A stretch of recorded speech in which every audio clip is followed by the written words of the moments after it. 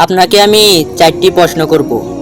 এই 4টি প্রশ্নের উত্তর যদি আপনি দিতে পারেন তাহলে বুঝবো আপনি প্রকৃত মুসলমান আর আমি ইসলাম ধর্ম গ্রহণ করে নিব। আমার প্রথম প্রশ্ন, আল্লাহ তাআলা এখন কি করছেন? আছে কি আপনার কাছে এই প্রশ্নের উত্তর? হ্যাঁ, এই প্রশ্নের উত্তর তো আমি জানি না।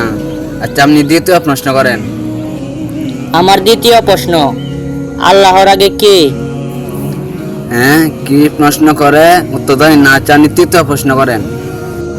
প্রশ্ন নাম্বার 3, আল্লাহ কিভাবে একা পুরো পৃথিবী পরিচালনা করেন? বুঝলাম না, আপনি কি প্রশ্ন করেন। আচ্ছা, আপনি সাইনা প্রশ্ন করেন। প্রশ্ন নাম্বার 4, রাসূল সাল্লাল্লাহু আলাইহি ওয়াসাল্লাম আকাশের কোন দরজা দিয়ে আল্লাহর সাথে সাক্ষাৎ করতে গেছিলেন?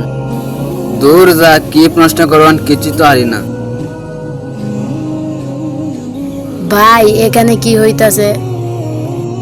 ভাই দেখেন, এই লোকটা কি প্রশ্ন করে উত্তরটা দিতে না, আপনি দিতে পারবেন? আচ্ছা, আপনি কি প্রশ্ন করছেন আবার বলেন তো।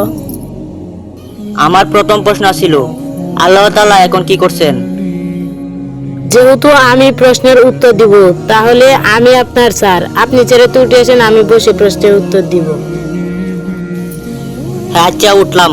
যেহেতু আপনি প্রশ্নের উত্তর দিবেন আপনি বসতেই পারেন, বসেন। আচ্ছা, আপনার প্রথম প্রশ্ন কি? আমার প্রথম প্রশ্ন হইল আল্লাহ তাআলা এখন কি করছেন? আপনার মতো বেকুবকে উঠিয়ে আমাকে ছেড়ে বসিয়েছেন।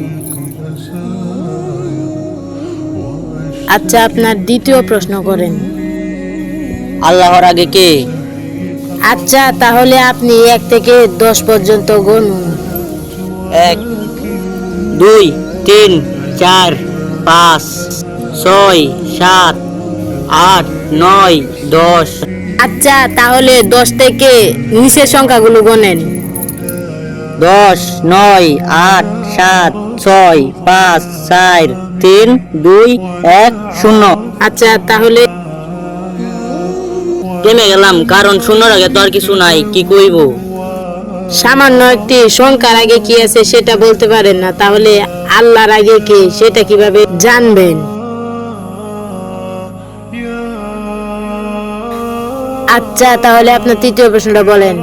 আল্লাহ তাআলার সাথে রাসূল সাল্লাল্লাহু আলাইহি ওয়াসাল্লাম আকাশের কোন দরজা দিয়ে সাক্ষাৎ করতে গেছিলেন?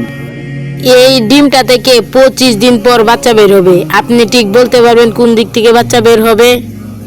বাচ্চা কোন দিক থেকে বেরোবে আমি এটা কিভাবে বলবো? সামান্য এই ডিম থেকে কোন দিন বাচ্চা বের হবে সেটা বলতে পারেন না।